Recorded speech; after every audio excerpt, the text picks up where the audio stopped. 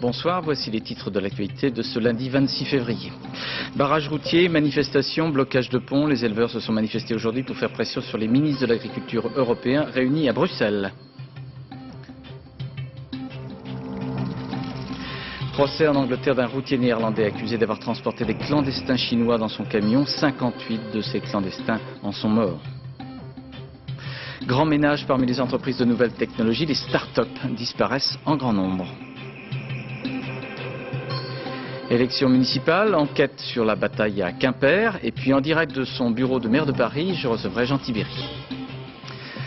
À la veille de la rencontre amicale de football France-Allemagne, portrait d'un des anciens dont c'est le retour chez les Bleus, Youri Djorkaeff. C'est une très forte pression que les syndicats agricoles FNSEA et CNJA avaient organisée aujourd'hui dans de nombreuses villes en mobilisant les éleveurs gravement touchés par les effets de la crise de la vache folle. Une très forte pression paysanne à l'occasion du Conseil des ministres de l'Agriculture européen qui se réunissait à partir du début de l'après-midi à Bruxelles. Commentaire Florence Griffon. En rang serré et surtout pas question de bouger. 70 tracteurs ont envahi cet après-midi le pont de l'Europe à Strasbourg et bloqué la frontière entre la France et l'Allemagne. Un rassemblement visant à peser sur les négociations actuelles à Bruxelles. Pour ces agriculteurs, la crise de la vache folle ne peut être réglée sans aide supplémentaire. J'ai fait le calcul sur mon exploitation. Actuellement, on perd plus de 500 francs par jour. Et sur l'ensemble du bâtiment, ce qui nous fait plus de 15 000 francs par mois. Le fond du problème, c'est qu'on est dans une phase de libéralisation totale de l'économie agricole et que sans les aides publiques, eh bien, on va vers des gros groupes industriels. Même scénario à Lille. Cette fois, c'est la frontière franco-belge qui est bloquée des deux côtés. Français et Belges sont en effet d'accord pour réclamer de nouvelles subventions européennes et le plus vite possible. Ici, en tout cas, la manifestation a provoqué de fortes perturbations sur le réseau autoroutier. Opération moins radicale à Poitiers, le péage est gratuit à condition de bien vouloir écouter les éleveurs de la FNSEA et du CDJA. Ambiance plutôt décontractée pour le moment. Si on n'est pas entendu, j'ai peur que les actions se musclent un peu et qu'il y ait le feu dans les campagnes, que les agriculteurs perdent leur sang-froid. La plupart des barrages devraient être levés en cours de soirée. Certains agriculteurs attendent toutefois des nouvelles de Bruxelles pour se décider. La capitale belge était également soumise aux tracteurs et aux manifestants. Les ministres européens n'étaient a priori pas très favorables pour des aides directes aux éleveurs, comme seule la France le demandait. Compte rendu de notre envoyé spécial Nathalie Moisan avec Philippe Lefebvre. Une pluie de frais pour les forces de l'ordre. Les éleveurs belges ne sont pas très nombreux aux abords du Conseil des ministres de l'Agriculture ce matin, mais leur colère bien visible. Les policiers répliquent au canon à eau. Dans la cohue, quelques photographes et caméramens sont molestés. Des éleveurs venus réclamer un soutien pour un élevage sinistré. Ce n'est pas une crise conjoncturelle, c'est beaucoup plus structurel, quoi. On a l'air de dire maintenant que c'est un accident malheureux dans la politique. C'est pas vrai, c'est pas un accident, c'est tout à fait prévisible ce qui se passe, quoi. Et il y aura des accidents encore beaucoup plus graves si on continue dans ce sens-là. Beaucoup plus calme, quelques agriculteurs français de la Confédération paysanne viennent faire pression sur Jean Glavany. On est venu d'abord, c'est revendiquer, demander une aide directe pour les producteurs de viande bovine qui sont vraiment dans une situation catastrophique au niveau financier depuis la crise de la vache folle. Alors je crois qu'au niveau européen, il y a aujourd'hui une incapacité de la Commission à décider cette aide directe. On est venu la réclamer fermement. C'est possible, répond Jean Glavany à son arrivée. Il fera tout pour obtenir des aides communautaires. Sinon, la France aidera seule ses éleveurs. Je pense que la solidarité européenne finit toujours par l'emporter. Alors, il m'est déjà arrivé ces derniers temps d'être isolé à un début d'un conseil et puis les choses évoluent après. Donc, je vous le dis, je ne me résigne pas à l'idée que des petits exploitants et notamment des petits éleveurs bovins en Europe puissent être condamnés à disparaître. Pas question d'accroître les aides pour les Allemands, premiers contribuables du budget européen. Les réserves européennes sont faibles, entre 1,3 et 2 milliards de francs. Or, la France espère à elle seule plus de 500 millions de francs. Pour la nouvelle ministre allemande, c'est toute la politique agricole commune qu'il faut revoir. Moins de quantité, plus de qualité. Un vaste débat qui ne fait que commencer. Alors, le financement de la crise de la vache folle divise donc les Européens. Parmi les points du plan proposé par la Commission européenne, on trouve une aide au stockage ou à l'abattage. La politique agricole commune, la PAC, nécessite beaucoup d'argent. Combien? Qui finance? Quel pays en reçoit le plus? Quelques réponses maintenant à quelques questions avec Vincent Fourcade. L'Europe, c'est un budget de plus de 500 milliards de francs, dont la moitié pour les subventions de la politique agricole commune.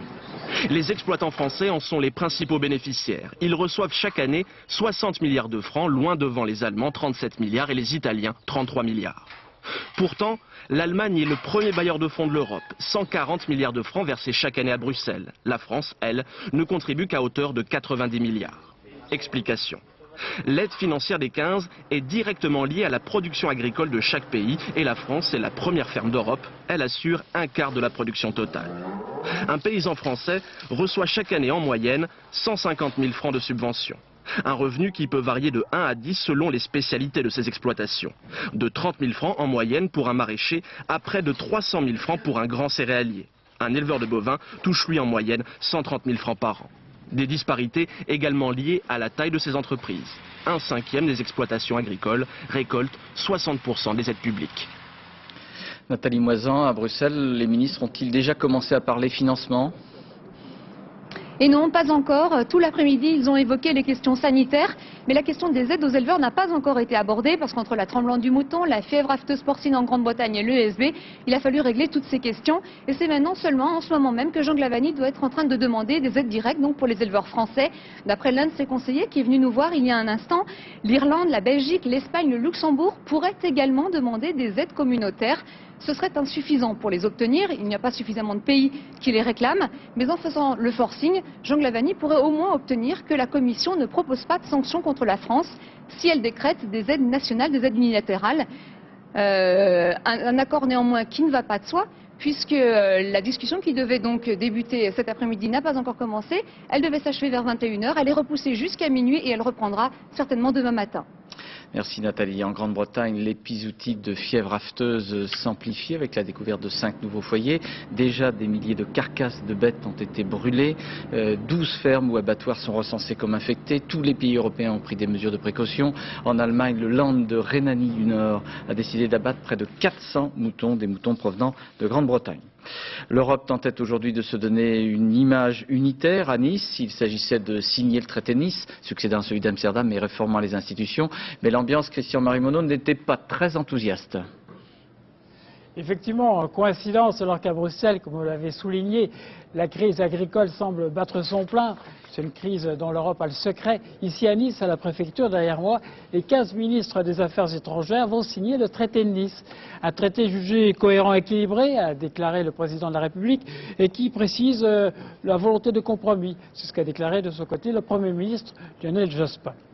Vous vous souvenez qu'à Nice, en décembre dernier, le traité a accouché dans la douleur. Les 15 ont été à 2 doigts d'une crise majeure, disons d'un séisme politique profond. Le traité, certes, est imparfait, mais il permet au moins l'élargissement, c'est l'aspect positif, et d'ouvrir la porte à 12 pays candidats. L'Europe des 27 est née aujourd'hui à Nice. Ce traité, donc, est le 4e texte fondamental de l'histoire de l'Europe. Il faut, cette fois, la ratification du Parlement européen et des parlements nationaux, et il entrera en vigueur d'ici 2 ans. Merci Christian-Marie. Dans le sud-est de l'Angleterre, à Maidstone, s'ouvrait aujourd'hui le procès d'un chauffeur routier néerlandais, mais aussi et surtout d'une filière clandestine d'immigration. Au mois de juin dernier, à Douvres, dans le camion de ce chauffeur routier, on retrouvait 58 corps d'immigrants chinois. Correspondance Laurent Boussier et Michael Barnes. C'est le procès de la plus dramatique affaire d'immigration clandestine qu'ait jamais connue l'Angleterre. Dans ce fourgon qui franchissait ce matin les grilles du tribunal de Maidstone, Perry Walker, un chauffeur routier hollandais. C'est dans son camion que le 18 juin dernier, les corps sans vie de 58 immigrants clandestins chinois avaient été découverts par les douaniers du port de Douvres. Le camion débarquait d'un ferry en provenance de Zeebrugge en Belgique et transportait des palettes de tomates pour les marchés anglais. Mais derrière les tomates, le drame et les corps de 60 jeunes Chinois dont 58 étaient morts asphyxiés après la fermeture d'une trappe sur le côté du camion pendant la traversée Zeebrugge-Douvres. Depuis le début des audiences, les avocats de Perry Walker plaident non coupables et nient les accusations d'homicide involontaire et de tentative de trafic d'immigrants clandestins. Ce procès, qui devrait durer 6 semaines, arrive au moment où le gouvernement britannique affiche une fermeté sans précédent face à l'immigration clandestine et à l'accroissement record du chiffre des demandeurs d'asile. De nouvelles lois et des contrôles plus fréquents rendent aujourd'hui plus difficile l'arrivée en Angleterre, sans pour autant décourager les candidats. Les nouvelles restrictions n'empêcheront pas les gens d'entrer dans le pays. Ce sera simplement plus profitable pour les têtes de serpent de la mafia. Avant, il fallait aux immigrants 1 an de travail pour rembourser leur passage. Maintenant, il leur en faut 2 ans et dorénavant, ce sera 3 ans de travail. Londres souhaite casser sa réputation de pays bienveillant envers l'immigration et veut faire du drame de Douvres l'illustration de l'urgence à démanteler les réseaux de passeurs mafieux responsables de l'arrivée de ces clandestins en Europe. Au Mexique, la marche des mouvements zapatistes des Indiens du Chiapas est en cours. Le chef de la guérilla, le sous-commandant Marcos, a l'intention d'emmener ses sympathisants jusqu'à Mexico pour défendre une loi au Parlement en faveur des Indiens, de leur statut et de leurs terres. Hier soir, au passage d'Eretz entre Gaza et Israël, officiers supérieurs israéliens et palestiniens se sont rencontrés pour discuter d'un éventuel allègement du bouclage des territoires autonomes. Charles Anderlin et Talal Abourameh nous racontent comment les groupes armés palestiniens, plus ou moins officiels, attaquent les implantations des colons juifs dans la bande de Gaza, entretenant une guérilla souvent mortelle. Dans le sud de la bande de Gaza, régulièrement, cette ligne de front s'embrase. Ces images ont été tournées en secteur palestinien à l'extrémité du camp de réfugiés de Khan Younes. L'armée israélienne riposte massivement à des groupes armés palestiniens qui ont ouvert le feu sur l'implantation voisine de Gush Katif. À Khan Younes, depuis le début de l'intifada, le 29 septembre dernier, plus de 80 Palestiniens ont perdu la vie. Les murs sont les témoins de l'intensité des échanges de tirs. Le groupe qui combat l'armée israélienne, le voici. Il s'appelle les Phalanges du martyr Abou Rish, du nom du fondateur de cette organisation, tué en 1993 lors d'un accrochage avec les militaires. Nous avons rencontré ces hommes quelque part à Khan Younes. Nous respectons le président Arafat et l'autorité palestinienne dont nous faisons partie, mais nous avons un pouvoir indépendant de décision. Nous avons notre propre vision des choses. Nous n'accepterons jamais d'ordre du Fatah, de l'autorité autonome ou de quiconque. Nos décisions sont prises en fonction de la situation sur le terrain et de la situation politique. Notre but est de vaincre l'occupation et de construire notre État. Question: lorsque vous attaquez les implantations, l'armée israélienne riposte et des civils sont touchés. Votre action n'est-elle pas dangereuse pour la population? Nous sommes prêts à subir toutes les pertes, nous n'avons rien à perdre, nous n'arrêterons pas le combat aussi longtemps que des colonies existeront sur notre sol. Si nous ne réalisons pas notre objectif, la génération suivante le fera. Dans des secteurs importants de Gaza et de Cisjordanie, l'intifada s'est transformée en guerre de guérilla. Seul un accord politique pourrait briser ce cycle de violence. Le tribunal pénal international pour l'ex-Yougoslavie a condamné pour la première fois un responsable politique en place lors du conflit en Bosnie entre 1992 et 1995. Le croate bosniaque Dario Kordic a été condamné à 25 ans de prison pour crime contre l'humanité, coupable d'avoir laissé massacrer des centaines de musulmans. Les talibans au pouvoir à Kaboul font une nouvelle plongée dans l'obscurantisme. Le chef suprême des talibans afghans vient d'ordonner la destruction de toutes les statues représentant des êtres humains, celles des époques pré-islamiques comprises, comme ces fameux, très célèbres et magnifiques Bouddhas de Bamiyan. Confrontation à Saumur d'un prêtre accusé d'actes de pédophilie avec 2 jeunes femmes qui l'accusent de les avoir violées il y a 14 ans. À l'issue de la confrontation, le prêtre n'a pas varié, il reconnaît les attouchements mais pas les viols. Reportage Florence Bouquilla, Nathalie Gallet. Pour la première fois depuis sa mise en examen pour viol, l'abbé Bréhéret décide de se montrer. Depuis des années, il se faisait très discret, à l'abri des hauts murs d'un monastère de la Vienne. Cet après-midi, au palais de justice de Saumur, il va être confronté à Sandrine et Béatrice, les 2 jumelles qu'il accuse de les avoir violées lorsqu'elles avaient 12 ans.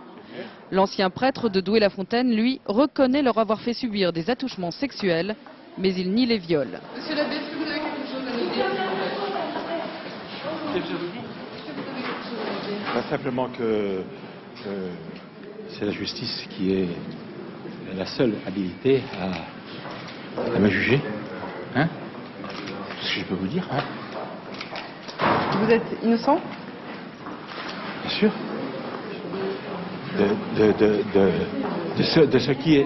De ce qui m'est reproché, oui. Oui. Pour soutenir Sandrine et Béatrice, la famille, les amis sont venus. La confrontation entre les jumelles et l'abbé va durer plus de 4 heures. Et à la sortie, l'abbé Bréhéret fait de nouveau face aux caméras. Je refuse absolument les accusations qui me sont faites concernant le viol de ces jeunes filles. Pour les 2 jumelles, la déception est très grande. Il continue à persister sur le fait qu'il ne nous a pas violés. Il a avoué les attouchements. Mais pas le viol, et il nous a violés. Oui, nous continuerons à dire ce que nous avons toujours dit jusque-là, la vérité. Avant de rendre sa décision, et donc de décider qui, des 2 parties, il croit, le juge d'instruction va ordonner une expertise psychologique des 2 jeunes filles et de l'abbé. Condamnation par le tribunal correctionnel de Bordeaux de l'ancien directeur de la société propriétaire des silos à grains de Blaye en Gironde. En août 1997, l'explosion des silos avait fait 11 morts. Le directeur de l'époque, poursuivi pour homicide et blessures involontaires par manquement à une obligation de sécurité, a été condamné à 18 mois de prison avec sursis. Un chalutier éperonné par un cargo turc, c'est au large de l'île de Belle-Île-en-Mer, c'était au début de cet après-midi. Les conditions météo étaient très mauvaises, il y avait 2 personnes à bord du chalutier naufragé. Des répliques du séisme ressenties hier soir à Nice et dans la région sont possibles, mais elles seront de toute façon moins fortes. Ces secousses sont assez fréquentes et dues à une nature géologique particulière. Explication Agnès Monteux, Jérôme Soulard. 11 juin 1909, de nombreux villages de Provence sont anéantis. Une quarantaine de personnes trouvent la mort dans le plus important tremblement de terre en France au XXe siècle. Magnitude évaluée 6,2. La terre tremble 300 fois par an en France. Seule une dizaine de secousses, souvent faibles, sont perceptibles par la population. La région la plus sismique, c'est peut-être effectivement la région niçoise, mais il y a également les Pyrénées. La faille nord-pyrénéenne est assez active. Dans la région d'Arête, où il y a eu un séisme en 1967, il y a une sismicité régulière. À l'origine de cette activité, 2 phénomènes. La plaque eurasienne glisse de 2 cm tous les ans sous la plaque africaine. Principale victime de ces affrontements tectoniques, la Grèce, la Turquie avec des tremblements de terre de 7-8 sur l'échelle de Richter, mais aussi l'Italie et la France. Seconde explication, entre la Corse et la Sardaigne, 2 petites plaques s'écartent progressivement l'une de l'autre. Elles jouent un rôle important dans nos tremblements de terre. Les bâtiments construits sur les zones sensibles sont de plus en plus résistants, mais en cas de séisme important, les études montrent les faiblesses des anciens quartiers comme le Vieux-Nice et des constructions pavillonnaires. On a affaire à des particuliers qui ne sont pas toujours bien informés des problèmes et des entrepreneurs qui sont pas forcément, je dirais, au top de la réglementation actuelle. À l'opposé, certains sont ultra prudents. Exemple, le dernier hôpital de Nice construit pour résister à un séisme de 8,2, quand les scientifiques prévoient au maximum une catastrophe de magnitude 6. Les entreprises nées par milliers dans le secteur des nouvelles technologies, victimes de la dure loi du marché. Beaucoup sont en liquidation judiciaire et les espérances des jeunes entrepreneurs sont déçues. Les startups deviennent des start-down, même si certains de leurs promoteurs continuent d'y croire. Reportage Cyril Deveau et Mathieu Drejoux. Le téléphone ne répond plus. Les ordinateurs ont été vendus. Aujourd'hui, il ne reste plus rien de Studi.com, la start-up de Laurent Manoury. Sur le plateau, il devait y avoir 13 personnes là, dans les 80 mètres carrés. Et en tout dans l'entreprise 60 personnes. Tous licenciés, 1 an seulement après le lancement du site internet pour étudiants, car les 6 millions de francs de départ étaient déjà dépensés. Ceux qui avaient des stock options, Ah ben les stock options n'existent plus. Oui. Là, tous les associés ont perdu leur argent. Fini l'euphorie de l'an 2000 et les spacieux bureaux. Aujourd'hui, Laurent Manoury est reparti de zéro sur un coin de table dans son appartement pour créer son nouveau site internet, avec un seul associé et une morale à son histoire. Quand il y avait la grande rue vers l'or, tout le monde partait pour faire fortune et que ceux qui finalement faisaient le plus fortune étaient les vendeurs d'outils, de pelles et de pioches qui attendaient tous ces chercheurs d'or. Les vendeurs de pelles et de pioches, ce sont les financiers et les boursiers. Après avoir distribué des centaines de millions, ils ont brutalement fermé le robinet au printemps dernier. Le marché était un petit peu tout fou, le marché boursier était un petit peu tout fou. Aujourd'hui, il s'est un petit peu calmé.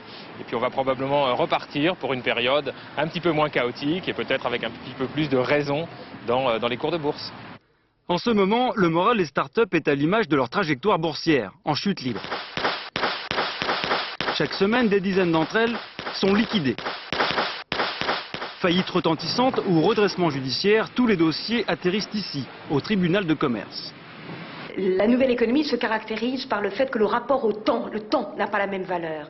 Les choses vont 4 fois plus vite que dans l'économie traditionnelle, et donc sans doute dépense-t-on 4 fois plus vite l'argent des jeunes pousses. Il doit y avoir un rapport comme cela qui s'est établi, d'où des chutes beaucoup plus rapides. Selon certains analystes, un tiers des startups pourraient déposer le bilan avant l'été prochain, faute d'argent et faute de clients.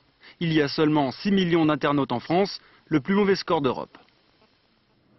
Politique, élection municipale, Paris, Bertrand Delanoë, à Paris, le chef de file de la gauche, présentait le chiffrage de son programme. Il estime à 12,5 milliards de francs les dépenses nouvelles et il s'est engagé une stabilité des impôts locaux jusqu'en 2006. La plus grosse part de ces dépenses irait au logement, mais aussi au transport, à la sécurité et aux crèches. C'est le programme de M. Delanoë. Monsieur Tibéri, bonsoir. Bonsoir. Vous êtes dans votre bureau. Vous vous faites à l'idée que vous allez peut-être bientôt le quitter? Nous n'en sommes pas là. Moi, j'ai confiance et j'espère que les Parisiens et les Parisiennes trancheront en ma faveur. C'est ça le combat et nous verrons le 18 mars. Soyons patients. Donc vous y croyez encore? Tout à fait, sinon je ne me serais pas présenté. Je me présente comme pour les Jeux Olympiques, non pas pour témoigner, mais pour gagner. Est-ce que vous avez l'impression, comme le disait le sondage, qu'au fond la droite, dans sa désunion, est une machine à perdre? Effectivement, le climat actuel n'est pas bon et si la gauche a un certain nombre de pourcentages, c'est qu'elle est apparemment plus unie, bien qu'il y ait des listes différentes. Les Verts notamment se présentent à part. Mais l'image, le climat qui a été créé par les désignations antidémocratiques, par le RPR, notamment, ont créé un climat regrettable. Et d'ailleurs, moi j'insiste depuis le début, malgré cela, malgré le comportement peu convenable des responsables du RPR à mon endroit. Moi, je veux l'union, je veux faire gagner mon camp. Voilà la différence, alors que j'entends M. Séguin et ses représentants refuser l'union. Alors j'ai bien entendu Mme Alliot-Marie hier soir qui a tenu des propos un peu intermédiaires. Mais le bon sens doit l'emporter. La droite ne peut gagner, je ne dis pas que c'est la seule condition, mais ne peut gagner que s'il y a fusion des listes au deuxième tour. C'est la loi d'ailleurs qui le prévoit et c'est le bon sens. Donc ça veut dire, M. Tibéri, qu'au deuxième tour, là où vous ne serez pas en tête, vous désisterez et vous appellerez à voter pour Philippe Séguin. Non, c'est pas du tout ça la fusion. Si j'arrive en tête, j'offrirai aux listes de M. Séguin la fusion. Et dans le cas inverse, la réciprocité, bien entendu. Ça veut dire qu'il faut que les électrices et les électeurs qui ont voté pour moi ou pour M. Séguin au premier tour se retrouvent proportionnellement au résultat du premier tour sur les listes qui resteront en place. Ça, c'est la démocratie et c'est arithmétiquement absolument nécessaire. Mais concrètement, vous appellerez à voter pour les listes de Philippe Séguin? Si la fusion est acceptée, bien entendu. Moi, malgré le comportement des uns et des autres, je veux faire gagner mon camp. Mais à condition qu'il y ait union et fusion. M. Séguin, pour l'instant, refuse. Il dit simplement il faut se retirer. Non. On ne dit pas aux gens votez pour un tel. Il faut que les électeurs retrouvent sur les listes proportionnellement à leur vote du premier tour ceux qu'ils ont voulu. Mais alors, monsieur le maire, est-ce que ce que certains appellent votre entêtement, votre bagarre, ça valait le coup quand même, humainement et politiquement? Je pense bien, humainement et politiquement, je suis le maire en place. J'ai globalement un bon bilan que beaucoup de gens reconnaissent. Eh bien, les dirigeants actuels du RPR ont estimé qu'il fallait désigner pour Paris, dans des conditions antidémocratiques, un parachuté.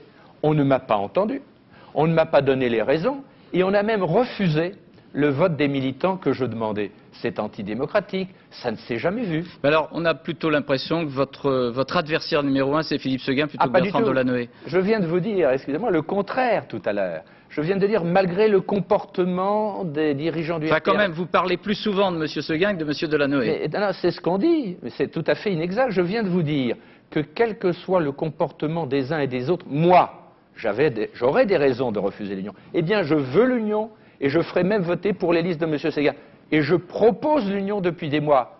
On ne peut pas être plus unitaire, car mon seul souci, c'est de faire gagner mon camp et de battre la gauche. L'adversaire, moi, je ne me trompe pas. Vous avez bien fait de me poser la question. Le seul adversaire, c'est M. Delanoë. L'un de vos proches, M. Tibéri, M. Bled, dit « Je suis un homme de mémoire ». Alors vous-même, êtes-vous un homme de mémoire et est-ce que ça veut dire que vous avez l'intention ensuite, éventuellement, de vous servir de votre mémoire? Non, non, pas du tout. J'ai une excellente mémoire. Mais vous voyez ce que je veux dire, quoi. Oui, non, j'ai bien compris. Ça ne m'a pas échappé. J'ai une excellente mémoire. Ce que je peux dire, réponse à votre question, c'est que je suis persuadé que les attaques qui sont faites de ci, de là, et même par les représentants de certains amis de M. Séguin, c'est que je suis sûr qu'il n'y a rien eu avant 1995 d'illégal. Ce que je peux dire, de manière ferme, claire et nette, c'est que depuis 1995, il n'y a rien d'illégal, il n'y a pas d'emploi fictif, il n'y a pas de marché truqué. Tout a été fait dans la clarté et dans la transparence. Ça, je peux le dire d'une manière claire et nette. Je vous remercie, M. Tibéri, d'avoir été en direct depuis votre bureau de maire de Paris. Parmi les villes dont les sondages prévoient peut-être un basculement de la gauche vers la droite, il y a Quimper, où le maire socialiste sortant Bernard Poignant ne se représente pas. Vous voyez le reportage d'Émilie Lançon et Dominique Bonnet. Hervé Jaouane a pourtant de l'imagination, il est écrivain. Mais il a beau scruter sa ville, comme tous les Quimpérois, il serait bien en peine de prédire ce qui va sortir des urnes. Le cœur de Quimper, par tradition, ville bourgeoise, ville commerçante, votait à droite. Le fait que soit venu s'adjoindre à ce cœur de Quimper, donc des communes périphériques, a compliqué le vote. Ici, le vote ne coule pas de source, il est indécis. Quimper, la belle, capitale de la Cornouaille bretonne, n'est pas seulement cette ville carte postale avec ses maisons à colombages et sa cathédrale. Quimper est aussi ouvrière. Ici, nous sommes dans une cité qui a été construite pour et par des cheminots dans les années 50, tout de suite après la guerre. Et donc forcément, comme on y trouvait beaucoup de cégétistes, le vote était communiste. Et aujourd'hui, c'est un quartier qui est un quartier de gauche et qui vote essentiellement socialiste. Élu avec 24 voix d'avance la dernière fois, le maire socialiste sortant, Bernard Poignant, ne se représente pas. Loi sur le non-cumul des mandats oblige. Le premier plan est désormais à son adjoint, Jean-Claude Joseph, le nouveau candidat de la gauche plurielle. Je ne rêve pas d'un Quimper où il y ait plus de béton, mais je rêve de Quimper où il y ait beaucoup plus d'humanité, de chaleur, de convivialité, et que pendant tous les mois d'été, ce soit la fête à Quimper. Mais cette fois-ci, à droite, on pense que c'est la bonne, et la pêche aux voix continue. Quand est-ce qu'on va faire quelque chose pour empêcher ma maison d'être inondée? Ben oui, en amont, quoi. Non, c'est oui. Le temps de faire des barrages là-haut ou des passes de rétention. C'est sûr, des zones de rétention naturelle. C'est l'objectif que nous avons. Moi, quand il y a en français ou en breton, le sénateur RPR Alain Gérard l'assure, les inondations ne sont pas son seul programme. Il y a d'autres problèmes, l'insécurité. Cela apparaît dans toutes les villes et Quimper n'est pas épargné, quoi qu'en dise le maire. Également en piste, l'extrême droite, tous ensemble à gauche, Quimper 2001, pour une campagne qui, malgré le suspense, reste bon enfant. 3 nominations au Conseil constitutionnel, Madame Dominique Schnapper par le président du Sénat, Olivier Dutillet de la Motte par le président de la République et Pierre Jox par le président de l'Assemblée nationale. Une bousculade avec des blessés à Dunkerque pendant le traditionnel carnaval de Dunkerque, on appelle ça le chahut, mais la bousculade a mal tourné, une balustrade est tombée, il y a 26 blessés dont un grave, c'était cet après-midi à Dunkerque pendant le célèbre carnaval, mais un peu triste là. Sport football, demain l'équipe de France au Stade de France sera opposée en un match amical difficile, a priori, à la formation allemande. Parmi les Bleus, Youri Djorkaeff. Celui-ci connaît bien le football allemand. Il évolue au club de Kaiserslautern. Youri Djorkaeff revient en équipe de France, mais prévoit déjà une retraite internationale pour l'année prochaine. Portrait par Julien Richon avec Sylvain Dauba. On le surnomme le Snake, le serpent. Sans doute parce que Youri Djorkaeff sait mieux que quiconque se faufiler pour atteindre son but. Monaco, PSG, Inter de Milan, autant de clubs pour autant de réussites. Aujourd'hui, Youri prolonge son exil en Allemagne, à Kaiserslautern. Il fallait quelque chose de nouveau pour une autre expérience, un autre défi pour encore, je pense, progresser, pour encore me mettre des défis. Donc c'est vrai qu'ici, venir ici, c'était pas une solution de facilité. C'est peut-être pour ça que ça m'a attiré. Parfois décrié, toujours exposé. Ce qui frappe chez Youri, c'est que sans cesse, il réussit. Youri, c'est un joueur qui est très créatif, c'est quelqu'un qui sait donner la bonne dernière passe, qui sait faire des gestes qui lui sont innés au vu de son talent, que tout le monde pourra s'entraîner et on ne pourra jamais les réussir. Kaiserslautern, petite ville allemande, froide et boisée, au large de Francfort. Ici, le football est roi. Les boutiques de supporters génèrent près de 14 millions de francs par an et le nom de Djorkaeff fait vendre. Quand Djorkaeff est arrivé chez nous, en Allemagne, la vente des maillots a grimpé en flèche. Djorkaeff cherche toujours à se démarquer sur le terrain comme en dehors. Il a même enregistré un disque, la musique, son autre passion. J'ai eu l'opportunité, je dirais surtout la chance de pouvoir aller dans un studio, d'enregistrer une chanson, de pouvoir faire un clip, de voir comment ça se passait. Ça a été un grand moment de bonheur pour moi. Touche à tout et passionné, Youri s'est également engagé pour la reconnaissance du génocide arménien. Citoyen du monde, Youri Djorkaeff est un anticonformiste. L'ultime cérémonie aujourd'hui pour Charles Trenet. Les cendres du poète ont été déposées au caveau familial à Narbonne. 1 millier de personnes assistaient à ce dernier adieu. Après l'hommage de Paris, de la France et du monde, les Narbonnais ont retrouvé l'un des leurs. Théâtre sous le titre Dérangeant, des monologues du vagin, une pièce de théâtre créée en France par Fanny Cotenson et jouée en alternance par Sophie Duez et Christine Boisson au Théâtre de Paris. Sans pudeur, mais sans vulgarité, ces monologues du vagin sont une comédie sans tabou. Michel Strulovici et Yann Moine ont suivi Christine Boisson. Il fallait une actrice audacieuse comme l'est Christine Boisson pour jouer ce texte au titre volontairement provocateur.